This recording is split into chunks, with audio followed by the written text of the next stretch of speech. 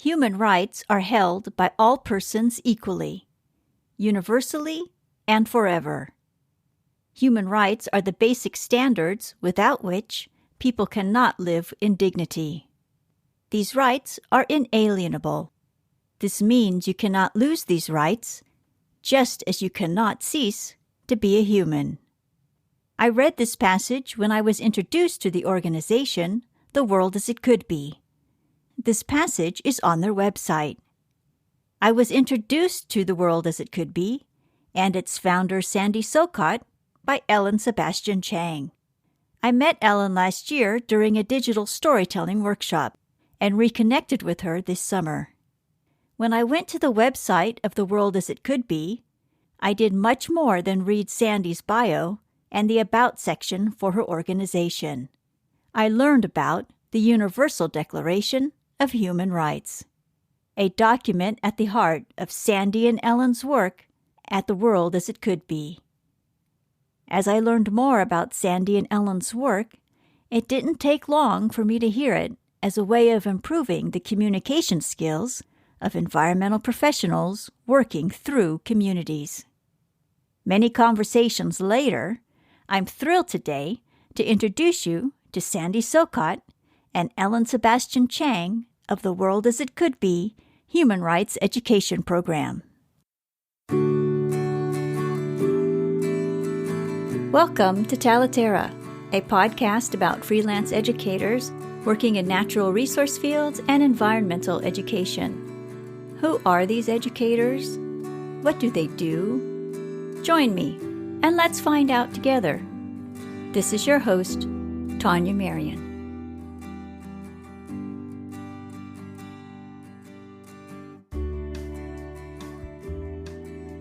Let me provide a bit of background information before we begin. Sandy's path to human rights work was not a direct path. She began her career as an elementary school teacher in Virginia. After moving to California, Sandy took a job at a savings and loan because there weren't many teaching jobs available then. Sandy's experience typing loan documents prompted her to return to school, where she majored in finance and then earned a master's in business administration. Sandy learned how she could use her degree in an informational interview with one of her instructors. This instructor happened to work for Bank of America in the electronic banking division. This division oversaw the rollout of new banking technology, which at the time revolved around the rollout of ATMs. Sandy worked in the financial planning department, and her job was to write 10-year financial projections. This involved learning how to connect numbers with plans. It's a specialty that Sandy eventually brought to the small business community when she launched her own practice called Sohcot Consulting, and it's a practice that she still has today. In her practice, Sandy helps individuals make good financial decisions and helps them better understand their own money management. Sandy's business expertise would one day help her launch her human rights organization. What circumstances led to the creation of The World as It Could Be?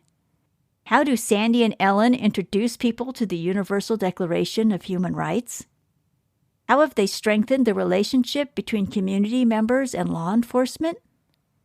And how are Sandy, Ellen, and myself collaborating to help environmental professionals view their environmental work through a human rights framework? These questions will be answered in this episode. We'll begin with Sandy explaining how The World as It Could Be got its start. In terms of The World as It Could Be, that program came about while I was executive director of the Rex Foundation, and that was started by the Grateful Dead, the rock and roll group that was popular in the beginning in the late 1960s. And so one of my qualifications for the job was being a deadhead. And so I'm going to start explaining my background by one of my favorite expressions of a Grateful Dead song that says, "See here how everything leads us to this day." And so I feel for myself, I've had this really interesting, windy career path that has led me to this that I could never have anticipated. But in 2001, I was asked if I would consider becoming the executive director of the Rex Foundation, which was started by the Grateful Dead and which was funded by Grateful Dead benefit concerts. My predecessor had decided to start his own nonprofit. And of course, the Grateful Dead stopped touring after their main guitarist, Jerry Garcia, died in 1995. And so in 2001, my job was to get the foundation up and going again in the absence of Grateful Dead funding. We had to raise money and we had to connect with a broader audience. And this is what led me to 2006 write a newsletter. I was creating newsletters that could go out to a broader public to learn about issues related to our grantees. And I wrote a newsletter called Perspectives on Being Human to bring attention to the human rights framework. And the reason I was doing that in part was because people would always ask me, why does the Rex Foundation make grants in so many different areas? Our mission at the Rex Foundation was to provide smaller grants of $5,000 typically to grassroots programs, all in all different ways of helping the community, from environmental protection to education to strengthening communities to, of course, arts and culture. And I wanted a way to answer that question. And so I felt that by understanding how human rights as a framework could connect all of these different endeavors, I felt that I was better able to say, so this is how the Rex Foundation is making all these grants, because we are supporting human rights. And in that newsletter, I included the Universal Declaration of Human Rights. And then after that, I decided to try to bring to life the idea about the Universal Declaration and the human rights framework. And I wanted to do something creative as a way of bringing people together, especially at the Presidio, where we were based in San Francisco, where we had lots of nonprofit leaders. I thought this might be of interest to them. And so I went to the San Francisco Mime Troupe Youth Theater Project to ask them about whether they'd be interested in helping us dramatize these ideas. And it was in this effort that I then met Ellen, because I wound up having a collaboration of 3 different nonprofit organizations using the arts to help youth deal with social justice issues. And they all said, we'll do this, but you need a creative director. Call Ellen Sebastian Chang. And so she then was willing to discuss this project and then became our creative director. And I'm happy to say that we have been colleagues ever since. So I'll stop at that, and then we can come back to explaining more about the world as it could be as desired. But that's kind of my background. That's how I got to this place. And I'm really happy that all the strands in my life have come together in such a positive way. Thank you, Sandy. Okay, that's a good story. Okay, Ellen, would you like to, can you introduce yourself to listeners, please? Yes, I'm Ellen Sebastian Chang, and I'm smiling, such a big smile here, because this is also a reminder that I have known Sandy for all these years.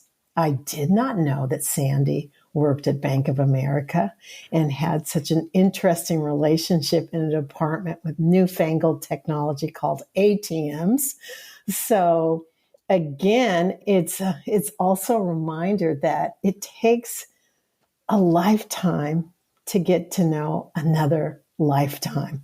And so happy that this has led new information about Sandy, and information that also gives me an arc of a deeper understanding of, again, how someone, Sandy in this case, can start on a particular path, and then that path, through her creative thinking and being able to transpose and transform a way of thinking, be it her saying connecting numbers with plans and goals, and then financial planning, and then how financial planning leads to foundational work that leads to creative work of using the arts to understand, and education and arts to understand the Universal Declaration of Human Rights. My background is in theater.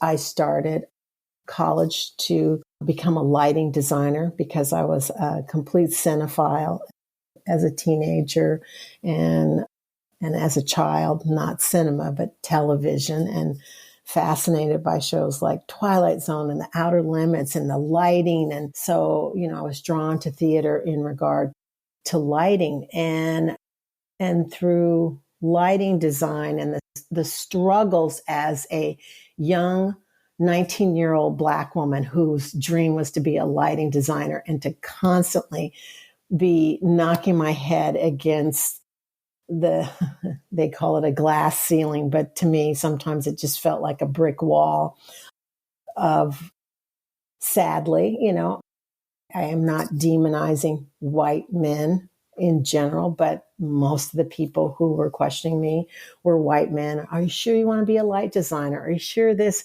and always trying to plant seeds of doubts and direct me in another way, to a point where I ended up getting employment at a theater called Berkeley Stage Company, which does not exist anymore, in a program in California. I think it was called a Certified California Employment Training, something that was a grant CETA program in the 70s, to get paid to do lighting technician at this theater. And that was it. I just went deep into the world of theater. All along the way, theater, you always think of theater as being something that's progressive, but all along the way, being one of the few Black women in experimental theater and these things, but still being determined to say, I'm going to make my own work. I'm going to use my imagination to create a world that I want to live in, to tell stories that represent who I am and the diverse people that I'm around. And so fast forward many, many decades later, being invited by San Francisco Mime Troupe, Destiny Arts, Youth Speaks, all organizations that I've worked with and believe in, to say, oh, come meet Sandy Sohcot from the Rex Foundation. She's going to do a project about the Universal Declaration of Human Rights. And mind you, at that point, I think I had just turned 50, and I'm like, wait, what? The Universal Declaration of Human Rights? And then me being such a person that likes to poke fun at myself and in situations to release some of the pressure, I said, I think if they taught that in high school, that must have been the day that I was out on the football field under the bleachers getting stoned or something, because I never heard of this. How did I go through my entire adult life? And then I got hooked on it. I would carry around the Amnesty International booklet of the UDHR and getting conversations with people. And, and I just was so taken with it. And like Sandy, thought it was kind of a one-off situation that we'd do this event in 2006 with these companies, but then it just kept going. It just kept going. And I'm so happy that it's still, like the document itself, a living, breathing document that requires ongoing attention and perspectives and investment so that we can reach this place of the world as it could be. When you learned about the Universal Declaration of Human Rights and then started talking about it with other people, how many of the people you spoke with at the time knew about the document, and to how many was it just brand new news? Okay, even in 2006, because of Sandy's really astute background in consulting, and now I understand her finesse with numbers through her business and banking acumen, at that time, it was known that in the United States, basically, most of the United States was not aware of the UDHR. They were saying around 7% of the population were conscious of it. And I would find that when I would meet people and some, in politics would come up and I'd talk about the UDHR, I'm going to say 9 out of 10 people that I talked to they were just like me. They did not know that the UDHR existed. And it would give me an opportunity to discuss with them the fact that here's this document that was born out of one of the most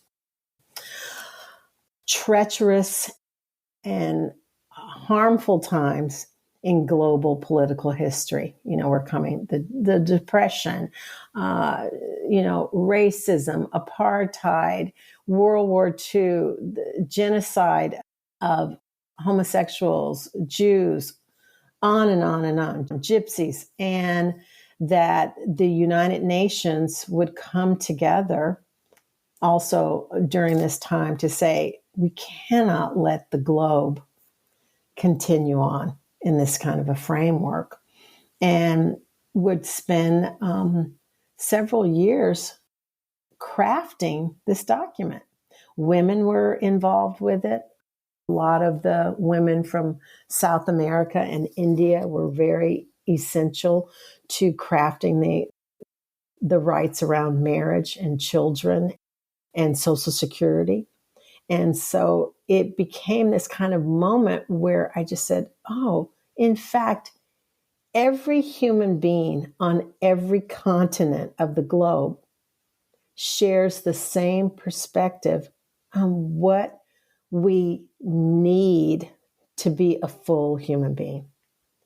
And so to me, that gave both a glimmer of the potential depth of humanity, and sadly, it also brought forth for me the understanding that without the political will, the global political will to say, we must honor this document, because in fact, we all know it's quite the truth, that housing, healthcare, food, the sanctity of families, however families are created, and the dignity of that, Social Security, all of these things are essential. Education, rest and leisure. You could just go on, the ability to cross borders, to change nationalities, return to your national, is all part of this fluid progression of what it means to become fully human.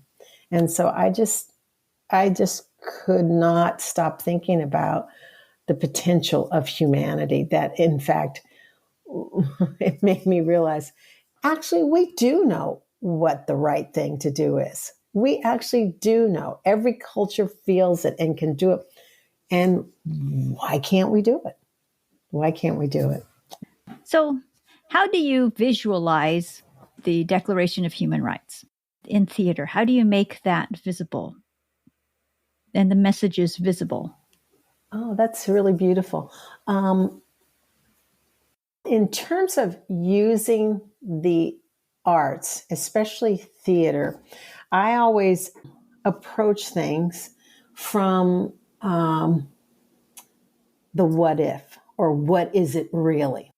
I used to teach children playmaking, and I would always start with a blank piece of paper sometimes, and I'd whisper, because that's how you can make it dramatic. And I'd say, come here.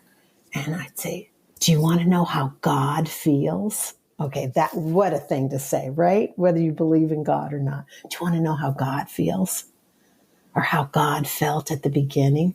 And then I hold up a blank piece of paper and I go, like this. Here it is. And then I hold up a pencil and I say, what is this? And the kids say, it's a pencil. And then I shake it around and I go, but what is it really? And someone might yell out, it's a sword. It's a snake. It's a dragon. And I said, that's right. That's exactly what it is. Now create a world. Okay? So create a world. And so in terms of like the second iteration that we did as the world as it could be with Destiny Arts, was really focused on the actual document itself. And we had this beautiful young man who was a dancer, and we had him in a costume that was filled with paper and shredded paper. And he came out as the anthropomorphization of the document, where he said, I am a document. I am the Universal Declaration of Human Rights. And the young people didn't think the document had value. So they ripped the papers off from him. They tore it up. They were throwing paper all over the stage. And a young poet actually was holding the Amnesty International book. And she starts reading it. And she says, this is some, dusty old document from 1948, blah, blah, blah, blah, blah. What is this? What is that? And to build some tension of how do we use the arts to really express our frustrations with political systems or laws or things like that. And that if we understand through certain theater exercises, through the way we even think about language, we go, yeah, Shakespeare never lied when Shakespeare created the idea, all the world's a stage and we're all players. Yes, when we think of war, they talk about the theater of war. Recently, I've got to look up when it became so dominant. Recently, I know we've all been hearing this phrase, bad actors. These are just a bunch of bad actors. So bad apples has been replaced by bad actors. And so theater and arts as a metaphor has been prevalent in our society for hundreds of years, always. And so I'm interested as a theater director and writer and creative thinker, how do we keep reminding people that, in fact, these laws and documents are fomented in our imaginations, and therefore they're changed in our imaginations via our value systems? Is hierarchy still necessary in the 21st century? Is hierarchy really necessary? Is centralized leadership still necessary? Or if we're collaborating intergenerationally and via biodiversity, are we looking at everything and everyone as a potential guide? Not a leader, but a guide. Where poison oak, to use a really simple one, poison oak is letting you know, don't touch me. If the oils get on you, you're going to break out and you're going to itch. Okay, I am guiding you in my nature by saying I have a purpose, and you have to understand my purpose, and then therefore avoid, not destroy, but circumnavigate my purpose, because I have a purpose. And so it's like, how do we start to respect the purpose of the world and beings around us? And I think the arts can help us through understanding how we use language. One of the things I've been focused on recently is this concept of when people say, oh, you're treating me like dirt. And I go, okay, how did that come about? Why is dirt such a lowly thing? In fact, we should all be putting our knees in rich, nutrient-dense soil, aka dirt, and like going, yes, oh, please treat me as precious as we need to treat dirt. Is that a way we could shift our thinking? Because if we say we're treating someone like dirt and that's a lowly thing, then how am I going to treat the planet? If we decide that through white supremacist thought, these people are animals, I go, okay, now this is how you treat animals? If this is how you treat animals, then why would I think you, and I'm actually a human being and not an animal, then, then we start to open our minds up going, oh, we really do have to change the way first we speak. If we keep speaking that way, we might start thinking that way. If I keep thinking dirt is precious, I might make it precious. If I keep thinking you're a human being and saying it, I actually might start to believe it. So that's where the arts to me are really essential in how we build character. In theater, you're performing a character. Well, let's take that idea and build character, not as something performative, but as something really deep. What is your character in the core of yourself? What is your character? What do you value? I think that when we first came together for this program, the project to dramatize the world is, the idea behind the Universal Declaration. At that time, I was sitting at the Mime Troupe offices. I don't know if people are familiar with the San Francisco Mime Troupe that goes back about 50 some odd years. But in any case, the business manager was reading my newsletter, read the Universal Declaration of Human Rights, and said, wow, I didn't know this document even existed. And it basically spells out the world as it could be. And that is how we got the name. And so that first production was called The World as It Could Be, a Declaration of Human Rights.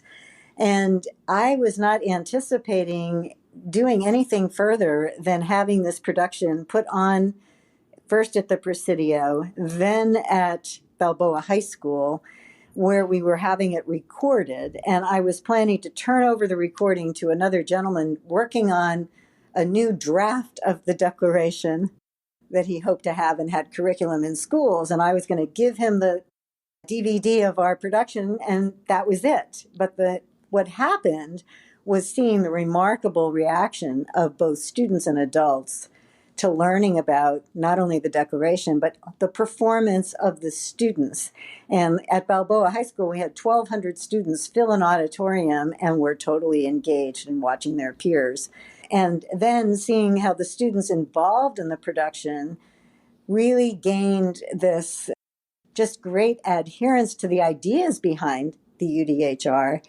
And what became clear, it was the arts that was the catalyst, that it was these different activities that Ellen and Sarah Kroll of Destiny Arts and the folks from Youth Speaks, they were all doing to help the kids learn about the concepts, like dramatic tableaus to demonstrate what justice looks like.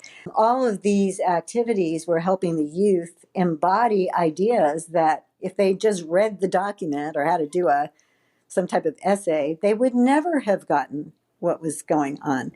And it was all of this that led us to say we have to do something further, and led us to develop curriculum that used the arts, and a culminating presentation, which was like a rite of passage, because the youth that went through the sort of ordeal of learning and practicing and rehearsing and then getting in front of two audiences and being received for it, it was somewhat transformational for them. And so the combination of having some curriculum that not only taught about the Universal Declaration, because we learned that only 10% of the U.S. population even knew it existed, yet it's supposed to be taught in high school, something was really going on. And with the arts not being funded properly in schools, we felt we had an opportunity to develop some curriculum that would demonstrate the importance of the arts, that would help teach about the Universal Declaration, and also give students an opportunity to be the teachers, to have a chance to demonstrate their own leadership. And that's what led to the development of our curriculum, which we published in 2010. And then a year and a half later, we started working. I did another newsletter called Where There's a Will, There's Perspectives on Political Will. And we developed a dramatic presentation called The World as It Could Be, Where There's a Will, There's a Way, which was to pick up on learning about the Universal Declaration, but then what it takes to actually put it into practice. And so that was our second production that we did at Balboa High School. And then that led us to doing a third called Lesson Plans, which was about Article 26 and the right to an education. And that again was recorded and put on. We did that one at Laney College in Oakland. And In each of these cases, the students that were, they were students learning the performing arts as part of the Destiny Arts performance troupe and the Youth Speaks poets collaborating. And in the course of preparing the kids to create their presentation, they were learning about things like the right to an education. We had another one of our colleagues, Andrea McAvoy-Spiro, come in and speak about the history of education in California and the fact that there is a right to an education in our Constitution. And they were learning about the Universal Declaration. So they were getting history lessons and academic information while learning how to express what they were learning through the arts. And I remember one student saying, "Why can't all of our education be like this?" So it has been evolving to see how these processes that we were then teaching teachers about in our institutes, but then also bringing to the public. Like Ellen, in one of our institutes, one of Ellen's colleagues said, "You should bring this to the community." And so we did, at Ellen's great inspiration, The World as It Could Be, Small Places Close to Home, which was designed for community members to learn about the Universal Declaration and how they could use what they learned to take community action. And some of that is what is involved in the workshops that we've developed, and then led to a variety of different initiatives that really have led us to why we're working with you, Tanya. And to piggyback off what Sandy's saying there, and that too, again, is taking something that Eleanor Roosevelt, who was a strong champion and architect of the UDHR, her asking the question, where after all do human rights begin? In the small places close to home, so small that they cannot be seen on any map. And then her describing that it begins in the home, at the dining table. And me thinking, of course, because if you can't hold human rights within your own heart, that your own body is your home, if you can't hold those ideas and ideals within yourself, then how can you insist upon them out in the larger world? And if you can't have those discussions within your own family, which then leads me back to this thought that over the past couple of years that Sandy and I were both discussing and struggling with is, how is the UDHR upheld in interpersonal relationships when people are dealing with their own struggle of their circumstances, be it racism or sexism or sexual assault, and then it causes us to point personal fingers at each other.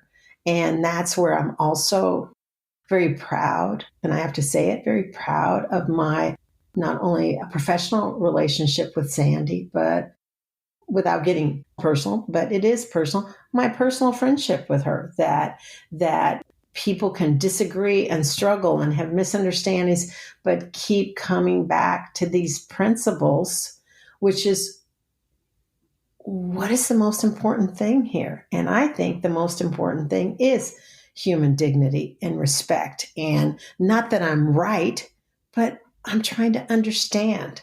And you're trying to understand. And so to me, to have is it 16 years, Sandy? 16-year collaborative relationship in a world where people, are breaking off on their own careerism or ambitions or this. And just, it's incredible when you can keep returning to someone and something, knowing that there's a bigger idea there. So the big idea is bigger than my own personal pettiness, because I'm a flawed human being. I get petty, I get bitchy, I get, I'm right, you're right. I go, because that's part of being human. So how do we uplift ourselves going, you know what? But there's this idea of dignity. There's this idea of respect. And I want to keep struggling with that. What about you? Yes, we're going to keep struggling. Well, then how do we codify it? How do we make curriculum around it? How do we model it in the classroom? How do we teach young people, and young people teach us what they're going through right now. And children. I mean, Sandy, I would love it if Sandy would share some of the experiences with one of the visual artists that we work with named Natalia, and who teaches, is it kindergartners? Well, originally it was kindergarten. Now it's second grade. Yeah, and the work that she's doing around human rights with children. And Sandy's coming in and helping. So I just, if you don't mind me putting you on blast that way, Sandy, I'd love for you to share some of that. Yeah. Well, I think that some of the things we've done more recently, and even leading again to thinking through the design of the workshops that we're planning together, is around how these ideas generated by human rights principles of dignity and respect, how they relate to young people getting along with each other and people of all ages figuring out how to connect better with each other. Because really, the whole idea of the Universal Declaration was to change the way we operate in the world together. The idea was that there would no longer be horrible wars, that people would come together at the United Nations and solve problems peacefully. And of course, we know this is still more aspirational than it ought to be. But that was the idea. And it was the idea that the UDHR created this framework that all the member nations agreed to uphold this so that there would be this opportunity for people to peacefully solve issues among them. And so I feel like I take it very personally that that's what we're trying to impart with participants in understanding. It's not just this document that you should know about, but it's how does it connect to your lives? And Natalia Anciso, she's a visual artist who helped train in our institutes how to use visual arts to convey concepts like around human rights. And she's applied some of our curriculum elements to her elementary school. She has her kids come up with classroom rights and responsibilities when they start the year. And these are like 7 and 8-year-olds. Now we're doing a project together called I Am Me and I Am Part of Us. And what we're doing is the kids are learning. We're trying to just have our curriculum elements complement the work that Natalia is already doing for social emotional learning skills around respect for each other. That's what her objectives are in that realm. And in social studies, the kids are learning about their personal stories. Where do they come from? What's their nationality? Who is their family? And so what we're doing with I Am Me and I Am Part of Us is that the kids are learning how to really value themselves as unique, wonderful people and how they're part of something bigger. And what does that mean in terms of how they get along with each other? And I go in once a week to read stories to them and then do a little art project around it that's geared to social emotional learning. Natalia is having them write these wonderful poems. Right now, they're I am poems that are just beautiful. I've seen some draft of them, and the kids are saying, she asked them what they eat. It's bilingual, so I'll just do the English part, but they're saying, like, I am a tortilla, or I am, and then they've said, and I am an artist. And, just some of these beautiful expressions that they're coming up with. And we're going to create a book of their expressions that they'll have at the end. So it's kind of like a rite of passage that they'll get to have in front of their family to explain what they've learned. And so it's really interesting to see how the kids interact with each other because of these types of activities that I think is so important. And one of the things that led to some of the thought behind our workshops is something that came about also because of using human rights as a kind of framework for connecting.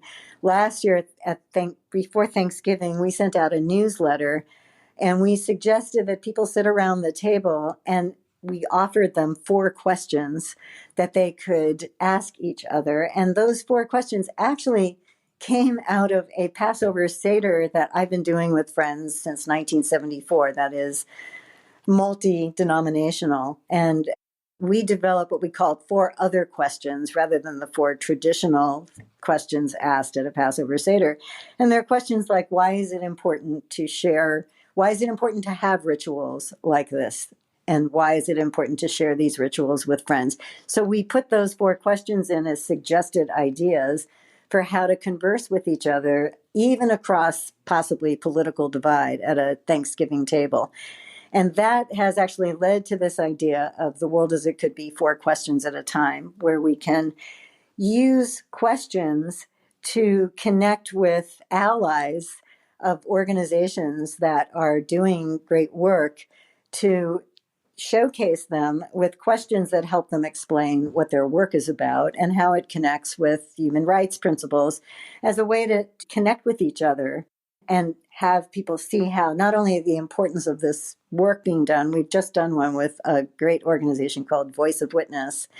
They do narratives of people sharing their stories around immigration issues they've had or other challenges. And it's really important to know about this work. And we just finished our first 4 questions at a time with them. And the organizational folks are very excited to have this as a way to getting it out into the world. And I'm excited because it's a way to show you can collaborate and find ways to connect, and offer these questions as a way to kind of think further and perhaps lead to 4 other questions that can go on to helping perhaps address the issues directly involved in the work itself that's being talked about. The World as It Could Be had its start at the Rex Foundation, but it's no longer part of that foundation. It is now a program of the Alameda County Deputy Sheriff's Activities League. And so how did that come to be? Can you just explain the union between your organization and theirs? In 2013, we did a program that featured Frederick Marks. Frederick Marks is a documentary filmmaker. He's been popularly known for creating the movie Hoop Dreams, which I think has had renown. And I had the pleasure of meeting him, I think in 2012. He's based in Oakland. And a mutual colleague said, you two have to meet. And when I met him, and I'm explaining the world as it could be, and I said, one of our key elements is the importance of rites of passage for youth. And I don't know how much you know about that, Frederick. And so he had this big smile on his face. He said, I'm doing a documentary film on the importance of rites of passage. And he himself is very immersed in that world, especially for boys to men. And he was working on this documentary film. And then I decided to create a program for educators and nonprofit leaders showcasing his work on why rites of passage are so important. And so we did that in March of 2013 at Balboa High School. And we do have a video of his presentation. And at that event, 3 people came from the Alameda County Deputy Sheriff's Activities League. One of them is my daughter, Hillary Bass, who runs the organization. Her boss, who is actually, at that time, he was a lieutenant with the Sheriff's Department, and then this other woman, Tammy, who worked for them. And they were participants. And so they got to see from Frederick's presentation why rites of passage are so important for our youth. And he had one of his key phrases was, if we don't initiate our youth, they will burn the village down. And that was like a key part of it. And so it was a very compelling presentation. The Alameda County Deputy Sheriff's Activities League, or DSAL, serves this unincorporated part of Alameda County where the Sheriff's Department is the police because they're governed by the county. And they were just getting ready to open the doors of a new youth center called the Reach Ashland Youth Center that Hillary, my daughter, had been very instrumental in helping create. It was a $25 million center built on formerly vacant, just scrub ground. And now it was helped designed by youth and was most LEED certified. I mean, it's an incredible place. And so it was opening up, and there were agencies that were running the different programs. So DSAL was providing the athletic programs, and REACH stood for recreation, education, the arts, career, and health. And so they had different agencies in charge of providing programs for each of those areas. And so I talked to Hillary and to Marty, her boss, and I said, this is providing an opportunity for us to have a full-fledged rite of passage program, an after-school rite of passage program, which we felt was really important to have something other than just being in the classroom to teach about the Universal Declaration as part of history, but this would be an after-school enrichment program. We then went to the director of REACH and proposed that this would happen. And at the same time, while I was at the Rex Foundation, the World as It Could Be had grown quite a bit. My board, while they were very happy to give me the leeway to run REACH while I was doing all this other stuff, it was beginning to be like too much. I had to do a fundraiser every 2 months and the World as It Could Be. And I had the opportunity to move the program to become part of DSAL so that the Rex Foundation could continue as it has been with my successor doing their grant making, but that I could now have the World as It Could Be under DSAL for 2 reasons. One, to establish this after school rite of passage program at REACH, which we did. We started our first program in 2014. It went for the school year 2014-15. And we could actually introduce the public safety world to the idea of human rights. And in fact, we did have in at least 2 of our institutes, our training institutes, or if not 3, we had members of the Sheriff's Department come and participate. So it was a way of sneaking in this radical idea in a world that is really contrary to what you would think of with human rights. But Marty, to all his credit, he actually had the vision and appreciates the purpose of the UDHR.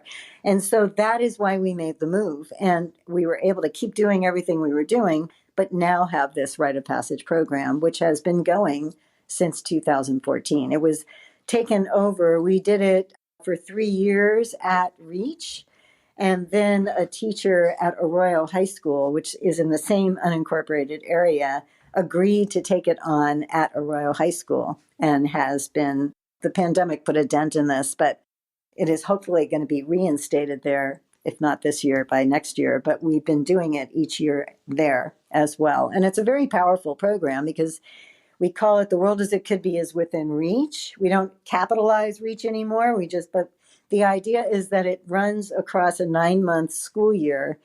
And the kids after school, they learn about the Universal Declaration. They use some of our curriculum elements, but then they start looking at issues in their community and things that are bothering them and that they connect with articles from the UDHR.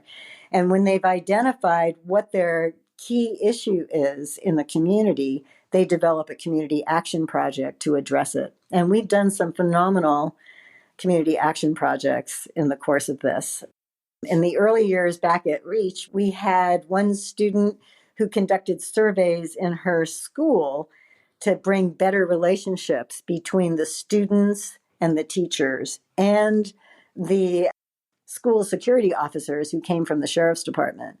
We did something at REACH where we had the members of the Sheriff's Department come and play bingo with the kids. So the kids would actually learn. It was like a bingo game where you have to learn which sheriff likes to play ping pong. Like it's a bingo card with personal characteristics of the people, and they have to go out and talk to the people and figure out who's who.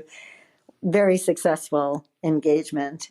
We did one around wellness is for everyone to help kids deal with stress. We did another one that was all about bringing free menstruation, feminine hygiene products for free into the schools because that became a big issue for the kids. They were suffering embarrassment because they didn't have access to products, and teachers were treating them without dignity. And that became the focus. So it's been a really wonderful opportunity. And Arroyo High School, they were able to create a wellness center as one of the rites of passage. That was the kind of the last one that I worked on right before the pandemic shut everything down. And just to also state what could be the obvious, elephant in the room, Sandy and I had many discussions about working with DSAL privately because as a Black woman, I have had opportunities to do some projects that involve law enforcement. And I really took a Buffalo stance, 20, 30 years ago. And I go, hey, I'll work with young people, but I'm not working with police. I'm not working with the police. And some of that tension would happen where I'd be in, but by staying engaged, I will just speak for myself. It allowed me to understand what it was that I wanted to change and started to work from the perspective of I'm here to change systems. I'm here to change systems, not to attack people. I'm here to change systems and to hopefully advocate that once people start, like Sandy's saying, when we did the small places close to home, we had a couple officers in that community program that was way outside of that, wasn't connected with Reach. It was at the Asian Cultural Center in Oakland. So it really was offsite. And so then you realize that when we're all in a different landscape, any one of us can be vulnerable and insecure because now we're not in our house or our landscape. And one of the things that I really enjoyed about that process is it really was about us looking at each other first and foremost as human beings where our livelihoods and sometimes our idealism is tied to systems. And I learned stuff through some of the men from the sheriff's department that talked about their frustration. Look, our budgets are cut and we want to get to know people in our neighborhoods and be able to afford to live in our own neighborhoods so that we know who the young people are, who their families are. And then you start to realize, that there's these systems that frustrate all of us who might be trying to create a different world, a better world. And so I just wanted to say that that's been a real struggle for the project. And I know that our project sometimes has been denied some funding because of that perception of, but they're housed at the sheriff's department without having. And so it got me thinking a lot about how we pass judgment without having a deeper sense of knowledge, and how sometimes we sit in, I'm going to call it the convenience of the optics. Optics can be really convenient. Oh, they're white, so blah, blah, blah, or they're queer, or they're a cop, or, and the optics can become a wall that doesn't allow us to be what we're supposed to be in terms of the creative arts, which is curious. I don't know you. Ask a question. And what's a question? A question is a journey. To me, I always like to say the question mark I love because it represents a journey. A statement is like a stop. It's like a period is like a stop. Fiend, period. But the question, is this the ending? Is this the way to go? A question creates a nice amount of pause there so that we can be curious with one another, which is what I think we need to be to collaborate. And just to tack on this part about the challenge of being associated with TEL is its own 501c3. But it was started by the sheriff's department. Hillary, the director, is an employee of the sheriff's department, but she herself, the work they're doing is about strengthening community to prevent crime and to restore health and strength of community. So they're doing many, many things that are extremely beneficial to the community, but they have run into obstacles for funding and for collaboration because of being associated with the Sheriff's Department. So DSAL itself has struggled with that association and has had to say, we're part of systemic change. Work with us, collaborate with us. And it has taken a lot of effort against many headwinds to overcome that obstacle. And so we're right in there as part of it. Your program is just growing, and it's doing such good work. As you said, your objective here is to change the way that we operate in the world and to collaborate. And as Alan just so beautifully said, ask questions so we can learn about each other. Our conversations led to talk about creating an experience for environmental education professionals. Because what really spoke to me was that your approach is, as I said earlier, is a way to improve the communication skills of environmental professionals in communities. It's a way to improve those skills, and it's also a way to help each individual professional strengthen their skills in whatever programs they're doing. And when I work with environmental educators, I use that phrase, but I know not everyone identifies with the label of environmental educators, but I'm really talking about any professional that is out there whose work enhances environmental understanding, environmental awareness.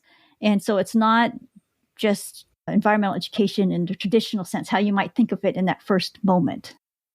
So we got to talking about creating an experience. So this workshop that we have been talking about for several weeks is a way for environmental practitioners to think about their own educational objectives and the impact of their own programs and the impact that their programs have on people and the planet. And it's a way for environmental practitioners to engage in conversation about the fundamental purpose of environmental education, to have this conversation with peers, and also to reflect on how the Universal Declaration of Human Rights connects them, their practice, and environmental education overall. And so this is really an experience that will help practitioners develop their practice, strengthen their practice, and bring their own work to this workshop to work on their own work. So this isn't a workshop where you come in and you do something that's unrelated and then you figure out how to apply it after the fact. This is people being able to bring in their own work to work on that. I feel like this is really where my first expression of see here how everything leads us to this day. But I think that in my own ideas about structuring it, it was important to provide opportunities for the participants to feel like they are, even if we do this as we do it virtually, that they are seeing how they are, what the value is of their own experience and how it connects to each other to then learn more about each other, and also to then have an opportunity to think about what are they trying to achieve in their work, their objectives for it, and what might be getting in the way of that, to actually figure out how to develop some strategies for it. So from my perspective, it was applying a lot of what I learned from what I took from my days at Bank of America to bring to the small business community and to individuals about the process of thinking about how to look ahead. What am I trying to do? And I didn't bring up time, but I've been, in part of my practice has been doing a lot of facilitation of nonprofit organizations to help them develop strategic plans. What are your goals and what is it going to take to achieve them? And in the course of that work, I spent some time gaining skills in facilitation as well as the process of having people feel like they're part of the process. I did some work with the Institute of Cultural Affairs way back when, where they developed these technologies of participation. And that actually informed the World as It Could Be curriculum as well. But we learned these 4 stages of asking questions that would help people feel like they're part of whatever is going on. And that structure is known as ORID, that it's ORID. And it's the idea that you start with the objective, like, what do you know? Like, what city were you born in, to what are the reflective aspects of that? Like, how does it make you feel to think about your early childhood in Michigan? Or so it's objective, reflective, and then interpretive. Like, how does that early part of your life affect what you're doing today? And then decisional, what is it that you'd like to now do in the future that is a result of all of this part of your life? And so that ORID structure not only has informed the World as It Could Be curriculum, but also informs even how thinking about these workshops that we're doing to progress in each one of them, guided by 4 questions at a time, to be able to think through how one's earliest time connecting with the environment has actually affected what they want to do today. And more importantly, to also then see what does each participant possibly have in common with other participants? Where are there opportunities for collaboration? And how to take these ideas and put them into a guided action plan that can be used to guide specific action that they can then use as an ongoing process for moving forward to keep achieving the types of objectives that they have for their own work and for the possibilities of collaboration around it. And threaded into that is, so how does knowing about human rights play a role in this? What difference does that make? Let me go back to providing an overview here. We are looking at a 6-session workshop that will occur over a 14-week period that will invite the participants to clarify their own educational objectives, as you said, work on their own challenges, and collaborate with peers.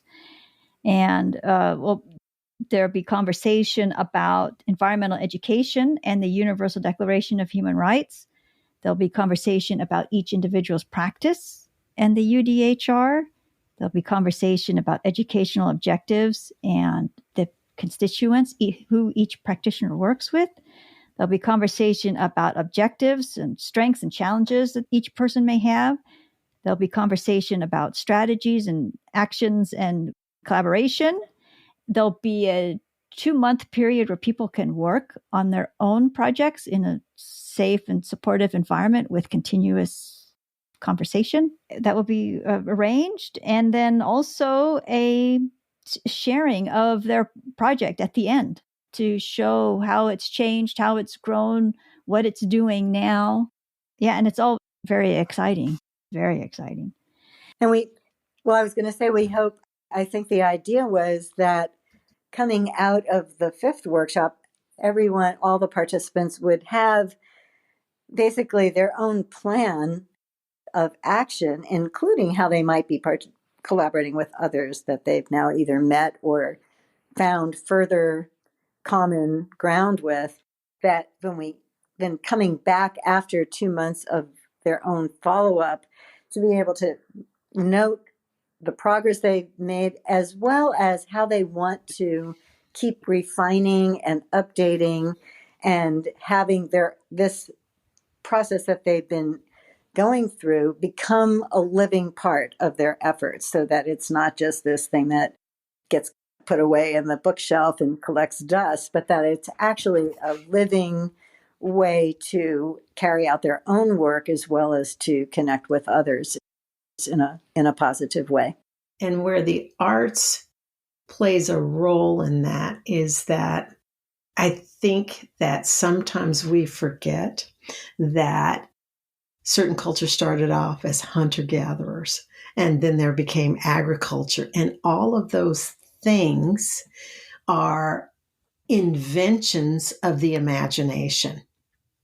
To move from the ox plow to a machine plow, to move from any of these things is the human mind problem solving and sometimes creating a different problem.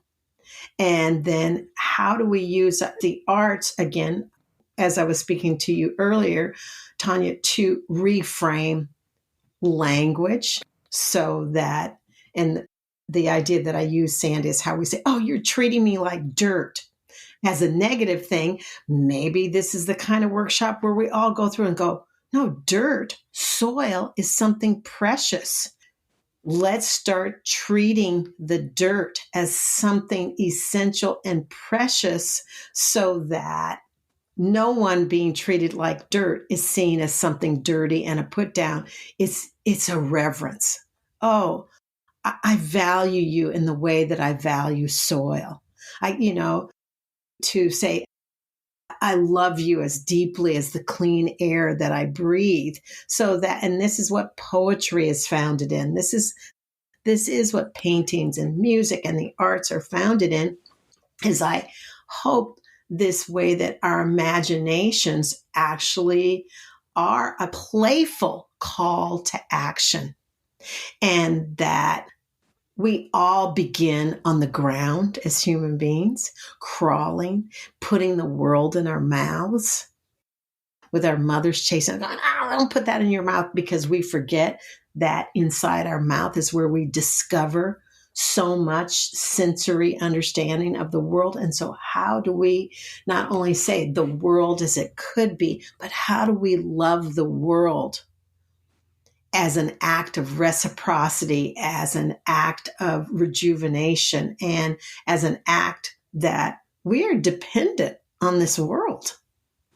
And we are dependent on biodiversity. And so how, through this collaborative project, do we find, oh, we're not only connected in certain ways, but I love the idea that hopefully we can encourage people to do what a lot of imagination requires of us, to say, I don't know, let's try it. Because we're not trying to create an atom bomb here. This isn't what we're doing.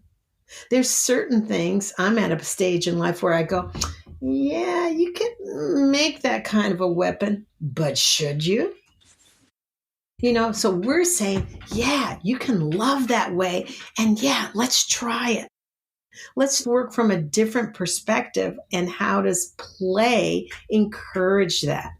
Playfulness actually encourages curiosity. Hey, we got a playground. What did you bring? Well, I have a rope, and Sandy's got a soccer ball, and oh, Tanya's got some jacks, or someone else has a Game Boy. Or it's like it's like the old story Stone Soup, where the two people show up at the village and they don't have anything. They say, hey, we know this great stone soup recipe. And then people say, oh, I need a pot, I need water, I need this. And it's all a beautiful trick to get people to collaborate and create a meal together. So in a certain way, how do we go back to those kind of children's stories and metaphors to say, let's do this beautiful story, this allegory, where we might just trick ourselves into collaborating together, getting to know each other, and all falling in love with each other and the earth again. And so that's where the arts comes in to be, I won't call it the engine, but it's definitely it's part of the engine of how we get this going. Yep. That's it. It's play. This is 14 weeks of play and embracing uncertainty and working with each other and moving a program forward, an initiative forward. Yeah. And can I add that anyone that's ever worked around children or has children, play is serious. Anyone that's seen, and so as adults, I don't want play to be seen as something frivolous. Oh yeah, we're going to play together the way children really play, which is, it's serious when they're deciding that they're building a fort or running a restaurant or making an imaginary meal. They're very deeply serious about it. The structure of it, because this is how we start to understand each other, is through play. And so, yes, let's emphasize that in our reaching out to all these, what I really imagine, these incredible environmental educators who have so much imagination, and how Sandy and I both are, over the years, have become really great at those aha moments that people don't even know how imaginative they're being. And so Sandy and I'll say, wait, stop. Let's sit in this moment for a second. Do you just see what happened here? And point things out, and people go, oh, I guess, oh yeah. How do you feel in this moment? Reflection is part of it. How did it feel to embody someone else's truth and play it as your own? Play it as your own. How did that make you feel?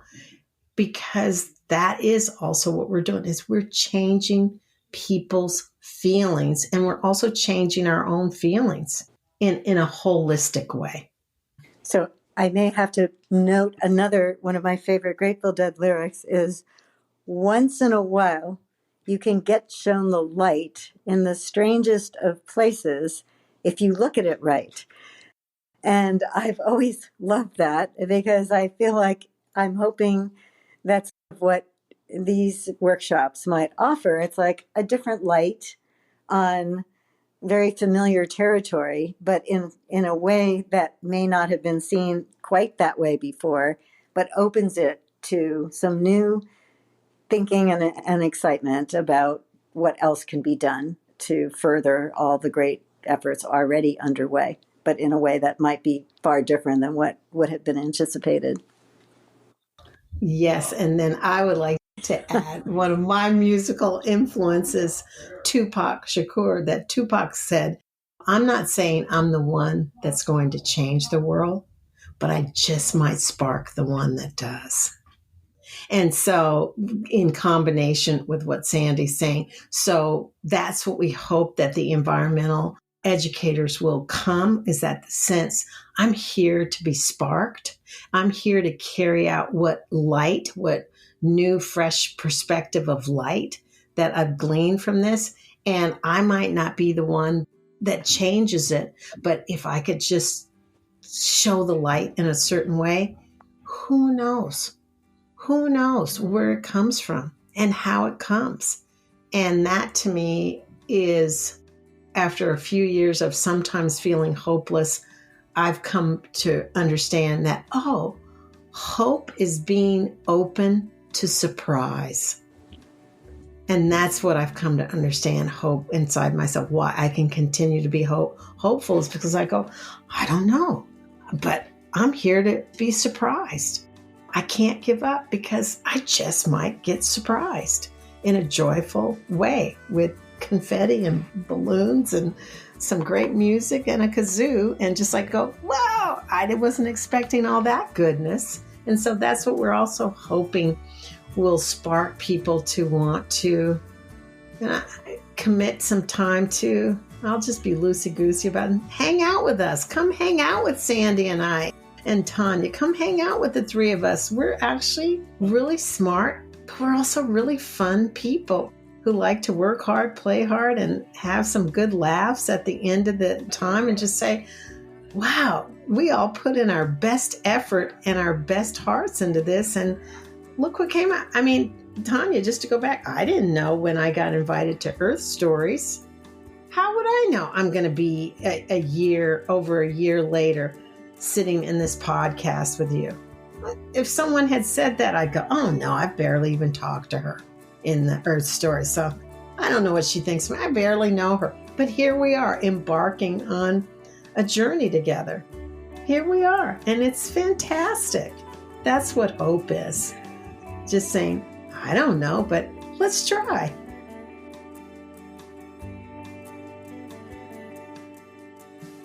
Thank you so much for joining us today.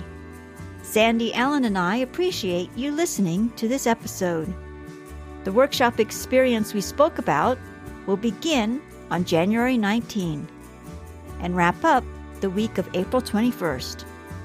You can pre-enroll for the workshop right now. Pre-enrollment pricing will remain in effect through January 1st. Regular enrollment begins on January 2nd.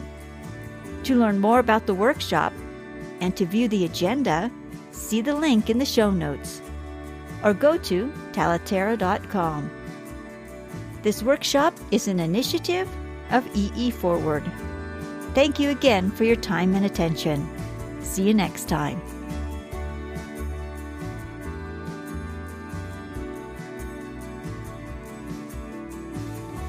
Talaterra is a podcast for and about independent educators working in natural resource fields and environmental education. If you enjoyed this episode, please share it with friends and colleagues. Thank you so much for joining us today. This is Tanya Marion.